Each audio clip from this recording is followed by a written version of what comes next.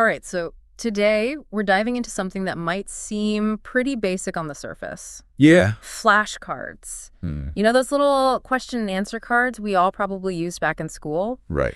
But what our sources reveal is that flashcards are actually backed by some pretty fascinating cognitive science. That's right. And they're not just for kids either. Exactly. So whether you're prepping for a big presentation Trying to learn a new language. or just love expanding your knowledge, this deep dive is going to equip you with some serious learning tactics. Absolutely. And I think you'll be surprised by some of the insights we uncovered. Yeah, like, did you know there's actually a scientific sweet spot for how often you should review your flashcards? I did not. It's all about something called spaced repetition.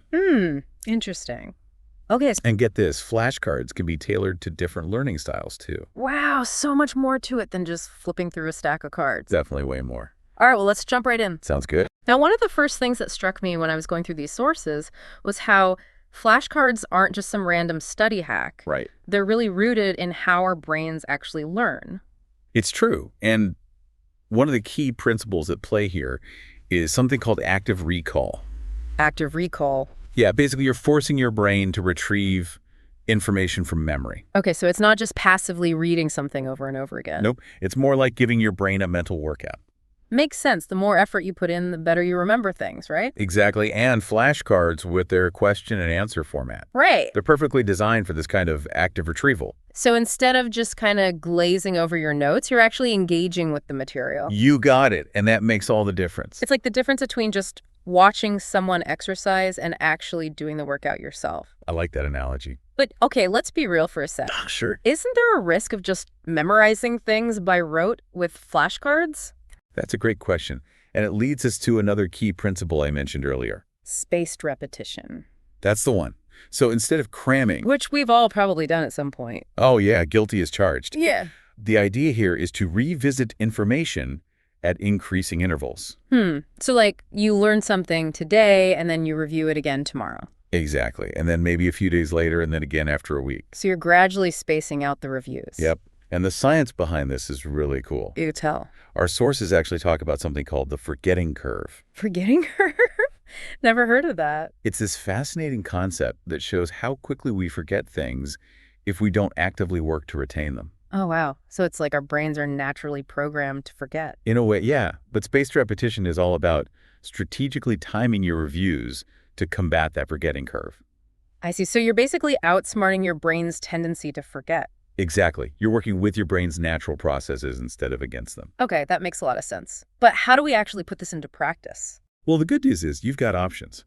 Lame on me. The classic index card method is still a great choice. Yeah, I remember those from back in the day. Simple, tangible, and you have complete control over the design. You just write the question or term on one side? Yep, and then the answer on the other. Easy peasy. But, of course, we live in a digital age now. True that. So there are some amazing apps out there that can streamline the process. Yeah, I was just thinking apps seem like a natural fit for this.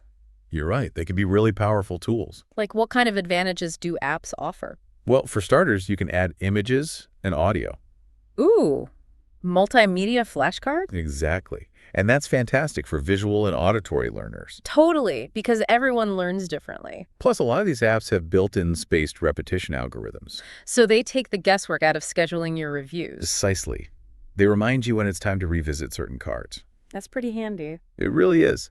But ultimately, the best approach is the one that resonates with you. And fits your learning style. So speaking of learning styles, Yeah. let's say I'm trying to expand my vocabulary. Okay. What would a well-crafted flashcard look like in that scenario? All right. Let's take the word serendipity as an example. Serendipity? Good one. So on one side of the card, you'd simply write serendipity. Got it. And on the other side, you'd include the definition. Like the occurrence and development of events by chance in a happy or beneficial way. That's a good one. And maybe even an example sentence. Okay, so something like, it was pure serendipity that led me to my favorite bookstore. Perfect. You're not just memorizing a definition, but also getting a feel for how the word is actually used. That's a great point. Context is everything. It really is. Mhm. And it helps make the word more memorable. So to sum it up, keeping it concise and clear is key. Absolutely no need to cram a whole dictionary entry onto one little card. Right, because overloading a flashcard kind of defeats the purpose. Exactly. It's Yeah. about breaking down information into manageable chunks. Chunks that your brain can easily process and recall. You got it. This is all making a lot of sense, but I'm also wondering, is there more to it than just creating the cards and flipping through them? Oh, yeah. There's definitely more to it. Like what? It's not enough to just make the flashcards. The real magic happens when you start using them strategically. Okay, now we're talking. I'm ready to hear about these strategies. All right, well, buckle up, because our sources highlight some really intriguing techniques that can take your learning to the next level. This is where it gets exciting. I'm all ears. All right, let's dive in. Let's do it. So one technique that often gets overlooked is shuffling your flashcards. Shuffling.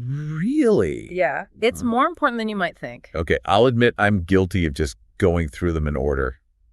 I think we've all done that. Yeah. But here's the thing. If you always go through your flashcards in the same sequence, your brain starts to remember the pattern instead of the actual content. So you're kind of cheating yourself. Exactly. You're training yourself to memorize the order, not the information itself. It's like learning the order of songs on an album. Yeah, instead of actually listening to and appreciating each individual song. That's a great analogy. So shuffling keeps your brain on its toes. Precisely.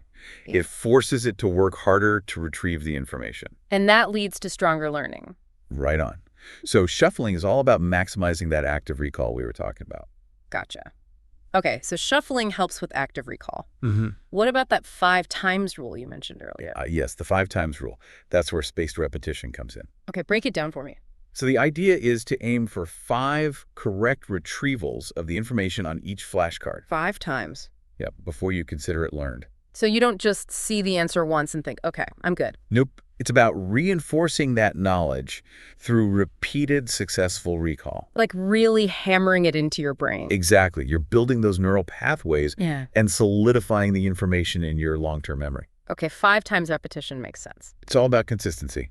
But I'm also thinking about how we can take this beyond just memorization. How do we actually start using this new knowledge in real life? That's the million-dollar question.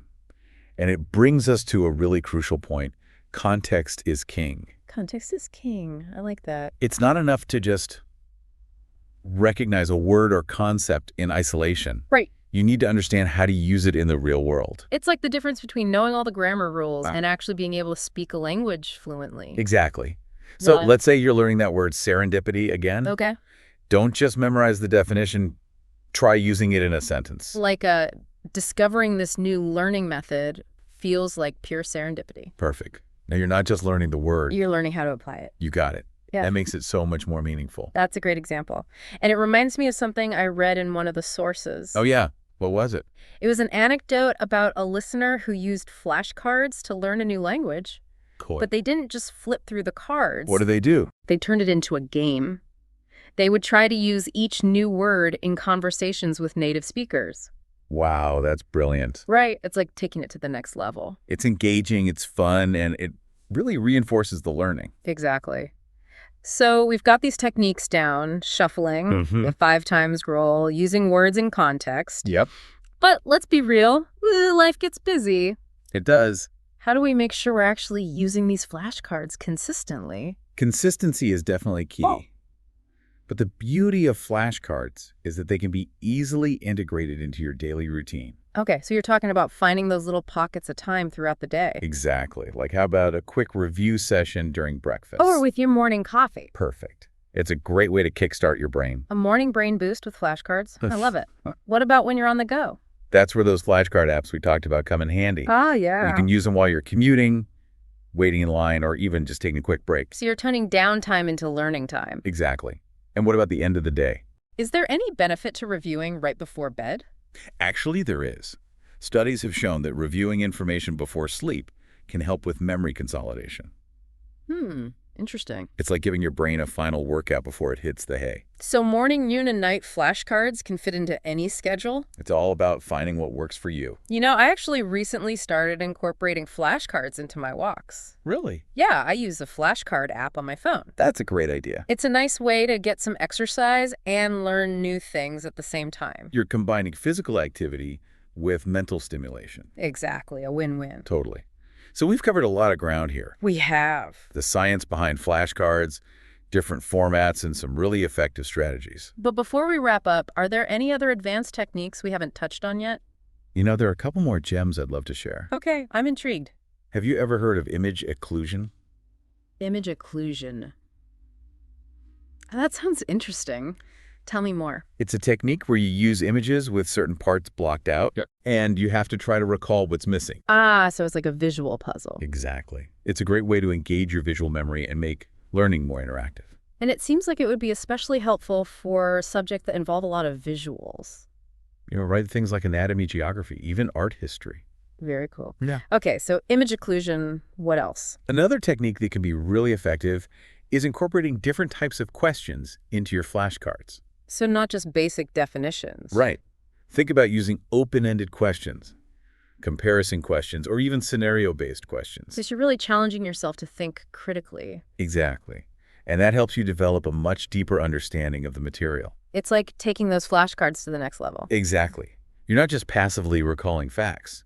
You're actively engaging with the information and making connections. These are some really great tips. I'm starting to see how flashcards can be so much more than just a simple memorization tool. They really are a versatile and powerful learning tool. And the best part is they can be adapted to any subject or learning style. That's awesome. I'm definitely feeling inspired to revamp my own learning routine with these techniques. That's great to hear. But before we wrap up, I'd love to hear your thoughts on how flashcards can be combined with other learning methods. Ah, that's a fantastic question. Because flashcards don't have to exist in isolation. Right. They can be seamlessly integrated with other learning approaches to create a more well-rounded and effective learning experience. So it's not about choosing one method over another? Nope. It's about finding ways to use them together. So like you could use flashcards to review key concepts from a textbook chapter? Exactly. Or a lecture. It helps solidify the information in your memory. Or you could use flashcards to test yourself after watching a documentary. Or listening to a podcast episode. Exactly. It's all about finding what works best for you and creating a personalized learning system that helps you achieve your goals. This has been an incredibly insightful conversation. I'm feeling so much more equipped to unlock the true potential of flashcards. That's wonderful. But before we jump into the final takeaways, is there anything else about combining flashcards with other methods that you'd like to highlight? Yeah, I think we've really uncovered some creative ways to make flashcards work even better alongside other learning methods. Definitely not a one-size-fits-all kind of tool. Right. So as we wrap up this deep dive, what are some of those key takeaways you want our listeners to walk away with? Well, I think one of the biggest takeaways is that flashcards are so much more than just a simple memorization tool. We definitely proved that. What we talked about, they're backed by real science. Right. Active recall and spaced repetition. Exactly. Those two principles are really at the heart of what makes flashcards so effective. It's about making your brain work and then strategically timing those reviews to really make that knowledge stick. You got it. And we can't forget about all the different ways you can use flashcards. Right, from good old-fashioned index cards to all those cool apps with all the bells and whistles. And then there are all those techniques we discuss, like shuffling the 5 times rule, using context, even that image occlusion thing. Exactly. There are so many ways to take your flashcard game to the next level. And I think one of the most important things we talked about Yeah. is how easy it is to make flashcards a part of your everyday life. It doesn't have to be this big-time commitment. Right, just little pockets of time here and there. A quick review session on your commute, Before bed. during breakfast. Wherever you can fit it in. Exactly. It's all Love about it. consistency. And of course, combining flashcards with other learning approaches. Right. It's not about choosing one method over another. It's about finding what works for you and creating your own personalized learning system. Absolutely. And I think that's a really empowering message. It is. It's like you're in control of your learning. Exactly. Yeah. So, this deep dive has really given me a fresh perspective on flashcards. Me too. I'm feeling inspired to dust off my old index cards or maybe even try out one of those apps. Yeah, there are so many possibilities. And it makes me wonder, what are some of the things our listeners are hoping to learn? That's a great question. Think about something you've always wanted to learn more about. Maybe a new language? A musical instrument. Got it. Whatever it is, imagine how flashcards could help you achieve that goal. What a great challenge to leave our listeners with. Because whether it's a lifelong dream or a brand new interest, Flashcards can really be that extra boost. they can be. So there you have it, folks. Flashcards, Simple, yet surprisingly powerful. a learning tool for anyone. A huge thanks to everyone for joining us on this deep dive into the world of flashcards, We hope you learned some valuable tips and tricks. and that you're feeling inspired to unlock your own learning potential. Remember, consistent effort, a little bit of creativity, and the right techniques can turn this simple tool into a real learning powerhouse. Happy learning, everyone.